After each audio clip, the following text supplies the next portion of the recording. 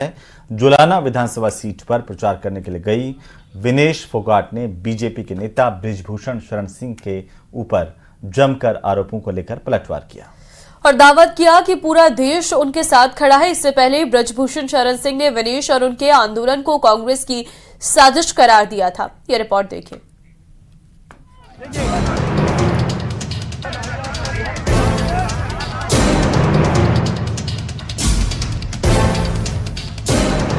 विनेश फोगाट और बृजभूषण शरण सिंह में जुबानी जंग। बीजेपी के लोग ही बिठाने वाले हैं। हमें सबसे पहले जब हम गए थे उन्होंने परमिशन लिया था जंतर मंतर पे। पहलवानी से राजनीति में आई विनेश फोगाट का दिखा सियासी अवतार। बृजभूषण शरण सिंह के आरोपों पर विनेश फोगाट का बड़ा पलटवार। भारतीय कुश्ती संघ के पूर्व अध्यक्ष बीजेपी नेता बृजभूषण शरण सिंह और पहलवानी से राजनीति में आई विनेश पहलवान के बीच तलवारें खिंची हैं।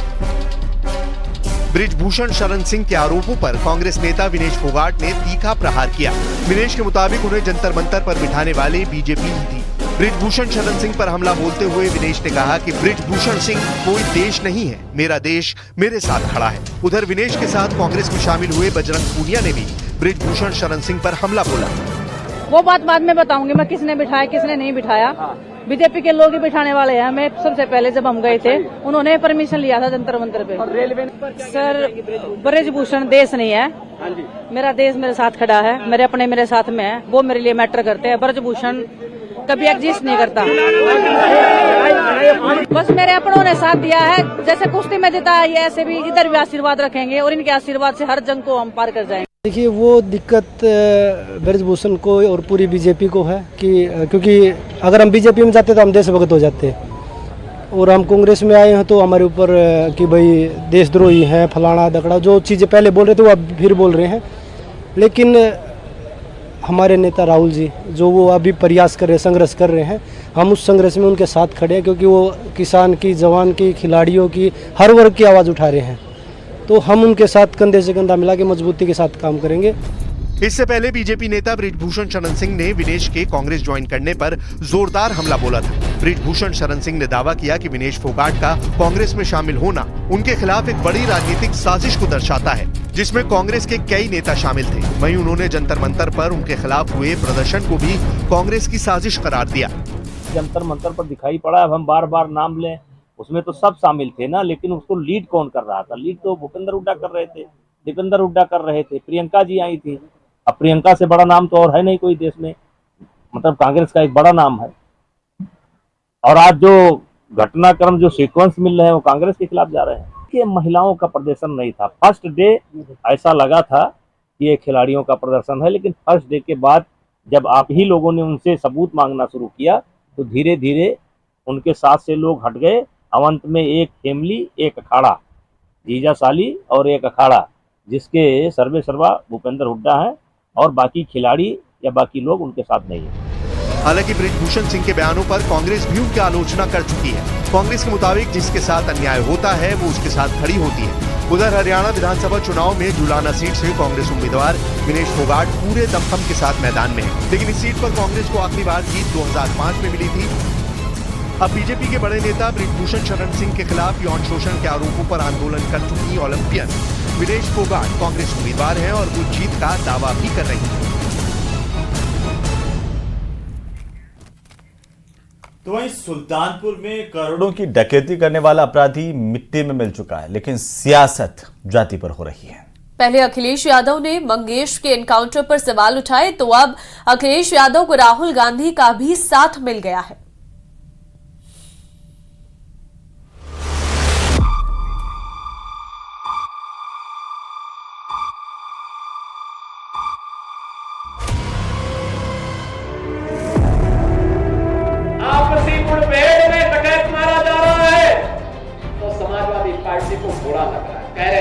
ये नहीं होना चाहिए।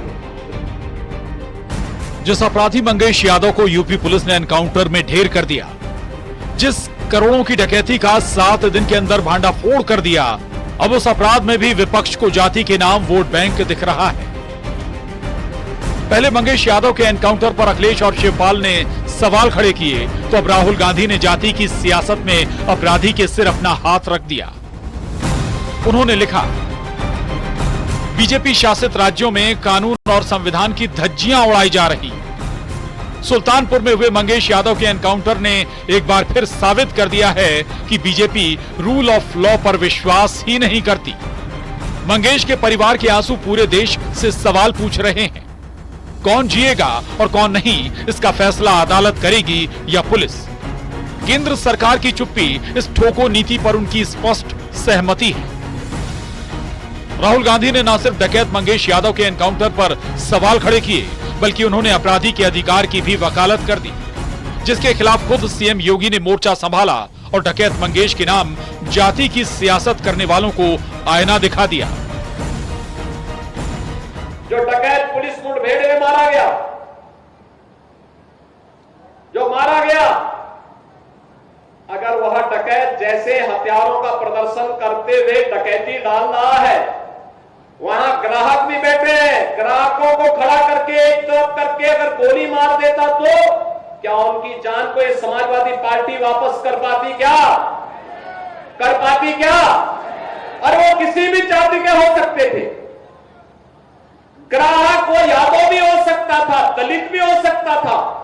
जब उनके किसी एक माफिया शागिर्द को, किसी डकैत को जो पुलिस मुठभेड़ में मारा जाता है, जब मारा जाता है तो इनकी दुखती हुई नस पर जैसे पुलिस ने उंगली रख दी हो, तब ये चिल्लाने लगते हैं।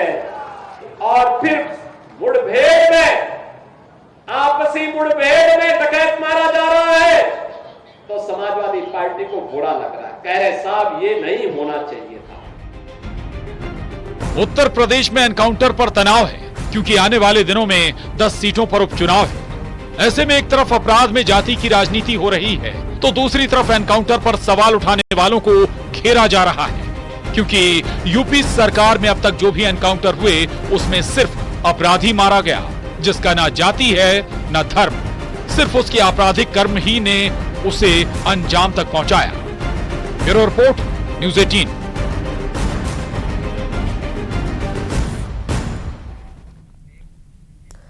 क्या भारत रूस यूक्रेन के बीच जारी जंग रुकवाएगा? दुनिया भर की निगाहें भारत की तरफ हैं। तो पुतिन से लेकर के मेलोनी तक ये चाहते हैं कि भारत अहम भूमिका इसमें निभाए। और अब ये खबर है कि राष्ट्रीय सुरक्षा सलाहकार अजीत डोभाल रूस जा रहे हैं। डोभाल के मिशन मॉस्को का आखिर मकसद क्या है? क्या भारत शांति दूत बनेगा? क्या ये जंग खत्म करवाएगा भारत? देखिए इस खास रिपोर्ट में।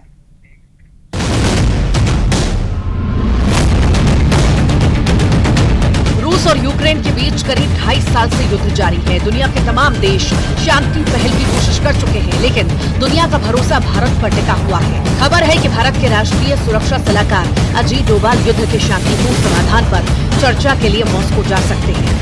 इटली के पीएम जॉर्जिया मेलोनी ने भी कहा कि संघर्ष को सुलझाने में भारत की भूमिका बेहद अहम हो सकती है। पीएम मोदी के कीव दौरे से कुछ दिन बाद उन्होंने भी जेलेंस्की से मुलाकात की थी। मेलोनी का ये बयान यूक्रेन के राष्ट्रपति से उनकी मुलाकात के बाद आया है।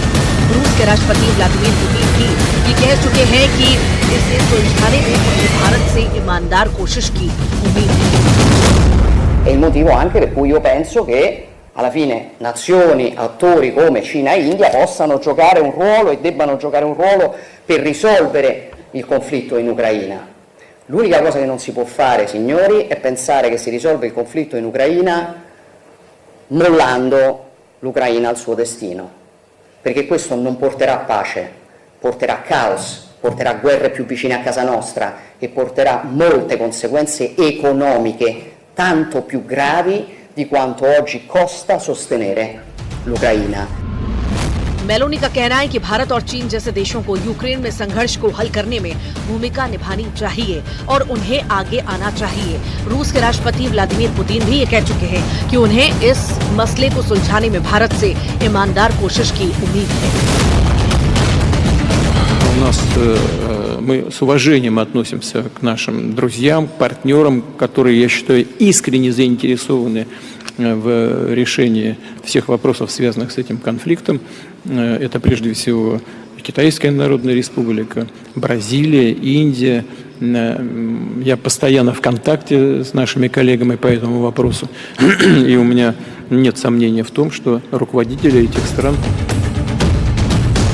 पुतिन से लेकर मेलोनी तक सबको भारत से उम्मीद है और भारत युद्ध खत्म करने में अपनी भूमिका निभाने को तैयार है। खबर है कि अजित डोभाल मॉस्को जाने वाले हैं। राष्ट्रपति पुतिन के साथ पीएम की फोन पर बातचीत के दौरान ये चर्चा हुई कि पीएम अपनी यूक्रेन यात्रा के बाद शांति से जुड़े विचारों पर चर्चा करने के लिए अपने एनएसए को रूस भेजेंगे। इसी के मद्देनजर एनएसए अजित डोभाल रूस की यात्रा करेंगे। लंबे वक्त से चल रहे रूस यूक्रेन युद्ध के समाधान के लिए दुनिया अब भारत की तरफ देख रही है। पीएम मोदी ये कह चुके हैं कि ये जंग का दौर नहीं, भारत जंग खत्म करवाने में अहम भूमिका निभा सकता है। ऐसे अजित डोभाल की यात्रा रूस यूक्रेन युद्ध रोकने की दिशा में एक पहल हो सकती है। Bureau report news 18। तो वहीं उत्तर प्रदेश के कुशीनगर से एक हैरान कर देने वाला मामला सामने आया है। एक शख्स को अपनी पत्नी और नवजात को अस्पताल से डिस्चार्ज कराने के लिए मजबूरी में अपने ही कलेजे के टुकड़े को बेचना पड़ गया। आरोप है कि अस्पताल की तरफ से उसकी पत्नी और नवजात को बिल न भरने के एवज में बंधक बना लिया गया था, जिसके बाद बेबसी में पिता को अपने बेटे को बेचना पड़ गया। इस मामले में कुशीनगर के डीएम ने फौरन एक्शन लेते हुए कार्रवाई की है।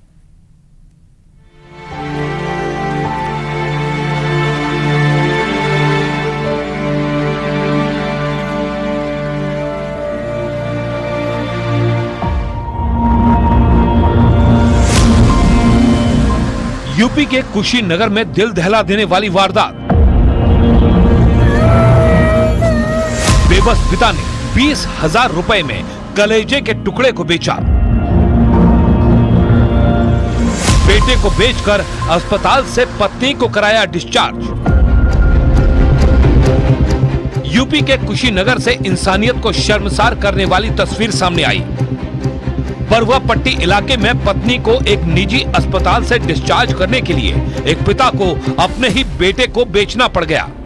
खबर है कि अस्पताल का बिल भरने के लिए एक आदमी ने अपने बेटे को 20,000 रुपए में बेचकर अस्पताल का 4,000 रुपए का बिल चुकाया।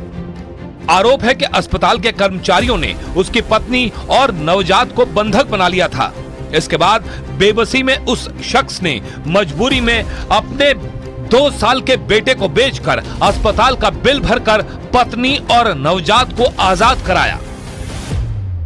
हम लोग को खाने के लिए नहीं है कुछ, अकेले कमाने वाला 10 व्यक्ति खाने वाला, क्या करेंगे सर, काम लगता नहीं है। तब लड़का अपन बेच के उनका 4,000 रुपया देंगे, तब हम छूट के हम कितने में बेची आप अपना? 20,000 में बेची। उधर पत्नी जब घर पहुंची तो अपने 2 साल के कलेजे के टुकड़े को न पाकर जार-जार रोने लगी।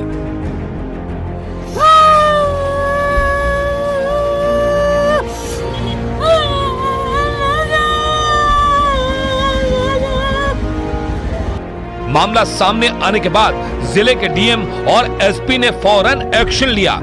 बच्चे को बरामद कर उसे उसके परिवार को सौंप दिया। डीएम उमेश कुमार मिश्र के मुताबिक बच्चे की खरीद फरोख्त की बात साबित न हो जाए, इसलिए गोदनामा लिखवाया गया जो फर्जी है। उधर एसपी ने इस मामले में अस्पताल के संचालक और बच्चा खरीदने वाले बिचौलिए समेत कुल 5 लोगों की गिरफ्तारी कर जांच शुरू कर दी है।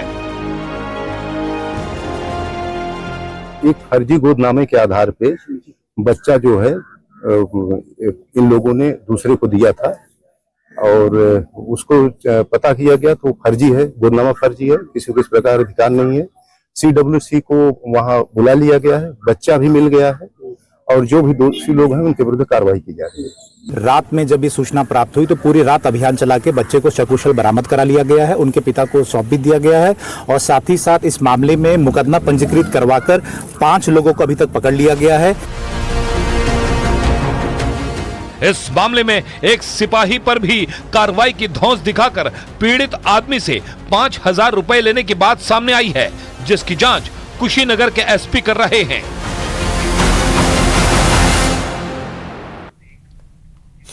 और चलिए अब बात मेक इन इंडिया से बदलते भारत की तस्वीर की। देश ने रक्षा के क्षेत्र में एक और अहम कामयाबी हासिल की है। जी हां, डीआरडीओ ने अग्नि 4 मिसाइल का सफल परीक्षण कर लिया है। 1 टन परमाणु हथियार ले जाने में सक्षम इस इंटरमीडिएट रेंज की बैलिस्टिक मिसाइल से चीन और पाकिस्तान कांपते हैं, यानी कि इसके एंट्री से सेना की ताकत कई गुना बढ़ गई है।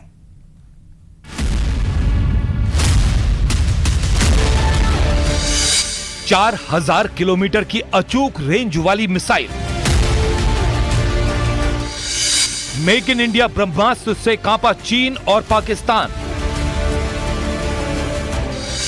विनाशक अग्नि-4 से दुश्मनों का होगा सर्वनाश। भारत के इस महाबली मिसाइल का नाम है अग्नि-4, जिसकी गर्जना सुनकर बीजिंग से इस्लामाबाद तक हड़कंप मच गया। कुछ दिन पहले यानी 6 सितंबर को डीआरडीओ ने ओडिशा के doctor APJ Abdul Kalam island पर इंटरमीडिएट रेंज बैलिस्टिक मिसाइल का सफल परीक्षण किया। अग्नि-4 दुश्मनों के लिए दहशत का दूसरा नाम है, क्योंकि इसकी मारक क्षमता 4000 किलोमीटर तक है, जो अधिकतम 900 किलोमीटर की ऊंचाई तक सीधी उड़ान भर सकती है। अग्नि-4 1 टन वजनी परमाणु हथियार को ले जाने में सक्षम है। यही नहीं, इसकी सटीकता 100 मीटर है, यानी हमला करते समय यह 100 मीटर के दायरे में आने वाली सभी वस्तुओं को खाक कर देती है। अग्नि-4 ने अपने टेस्ट में सभी मानकों को पूरा किया है। डीआरडीओ के मुताबिक अग्नि-4 मिसाइल 3000 डिग्री सेल्सियस का तापमान सहते हुए वायुमंडल के अंदर प्रवेश कर सकती है, यानी इसका इस्तेमाल भविष्य में अंतरिक्ष में हमला करने के लिए भी किया जा सकता है। मतलब मेक इन इंडिया के इस ब्रह्मास्त्र से सेना की ताकत कई गुना बढ़ गई है। और अब एक ऐसी खबर जो आपके लिए देखना बेहद जरूरी है। आप भी अक्सर बाहर खाना खाने जाते होंगे। आप यकीन करते हैं हम इस बात को लेकर के कि यकीनन किसी ढाबे, रेस्टोरेंट या होटल में भी आप जाते हैं कि आपको साफ सुथरा खाना परोसा जाता होगा। क्या आपको इस बात का यकीन है? ग्राहक और खाना मुहैया कराने वाले का रिश्ता विश्वास पर टिका होता है। लेकिन अगर कोई आपके साथ धोखा करे और आपके यकीन को तार तार करे तो क्या? कुछ ऐसा ही हुआ है उत्तर प्रदेश के ग्रेटर नोएडा में, जहां रोटी पर थूक कर उसे तंदूर में सेकने का एक वीडियो वायरल हो रहा है। पूरा मामला क्या है, समझिए इस रिपोर्ट में।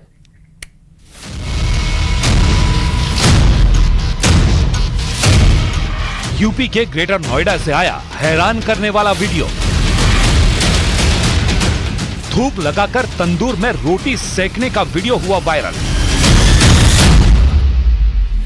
रोटी पर थूक कर फिर उसे तंदूर में डालने की यह हैरान करने वाली तस्वीर दिल्ली के पास ग्रेटर नोएडा की है। रबुपुरा इलाके के इस होटल पर आरोप है कि इसके कर्मचारी ने रोटी पर थूक कर फिर उसे तंदूर में डाला। इस मामले का पर्दाफाश तब हुआ जब इस होटल में खाना खाने गए एक युवक ने रोटी पर थूकने वाले वीडियो को अपने मोबाइल पर रिकॉर्ड कर लिया। सामने आई तस्वीरों में एक बार नहीं बल्कि कई बार रोटी बनाने वाला युवक उस पर थूकता दिखाई दिया। धीरे धीरे ये वीडियो सोशल मीडिया पर वायरल हो गया, जिसके बाद इलाके के लोगों का गुस्सा 7वें आसमान पर पहुंच गया। लोग सोशल मीडिया पर प्रतिक्रिया देने लग गए और रोटी पर थूककर उसे तंदूर में डालने वाले आरोपी की गिरफ्तारी की मांग करने लगे। जिसके बाद ग्रेटर नोएडा की पुलिस एक्शन में आई और रोटी पर थूकने वाले आरोपी को गिरफ्तार कर लिया। पुलिस के मुताबिक जिस होटल का ये वीडियो है वो रबुपुरा कस्बे में महाराणा प्रताप चौराहे के पास है। इसी होटल के बगल में एक शाकाहारी होटल भी है। खबर के मुताबिक रात में कुछ लोग खाना खाने आए और उन्होंने जब आरोपी युवक को तंदूर पर रोटी बनाते समय थूकते हुए देखा, उसी समय ये वीडियो रिकॉर्ड कर लिया, जो अब वायरल हो गया है। कराना है कि थाना रबुपुरा के एक होटल का जो वीडियो वायरल हुआ था उसका संज्ञान लेते हुए रबुपुरा पुलिस द्वारा तत्काल उस व्यक्ति को हिरासत में ले लिया है। इसके विरुद्ध विधिक कार्रवाई सुनिश्चित की जा रही है। इससे पहले भी नोएडा में ऐसा ही मामला आ चुका था। एक हाउसिंग सोसाइटी के बाहर गन्ने के जूस में थूक मिलाकर पिलाने का मामला सामने आया था। उस मामले में पुलिस ने 2 आरोपियों को हिरासत में लिया था। अब एक बार फिर से ग्रेटर नोएडा में ऐसा ही मामला सामने आया है, जिसमें थूक कर रोटी बनाने का वीडियो वायरल हुआ। पुलिस ने वीडियो के आधार पर आरोपी को हिरासत में लेकर पूछताछ शुरू कर दी है।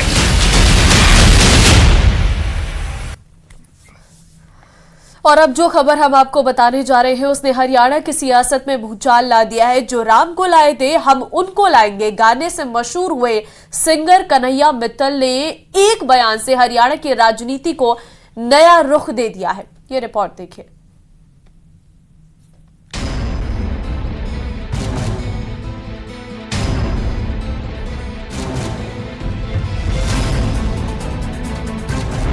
हरियाणा में चुनाव, सियासी भूचाल। कांग्रेस ज्वाइन करेंगे कन्हैया मित्तल। राम के भजन से मिली मशहूरी, अब बीजेपी से बना रहे दूरी। टिकट का खेल, अब कांग्रेस से मेल।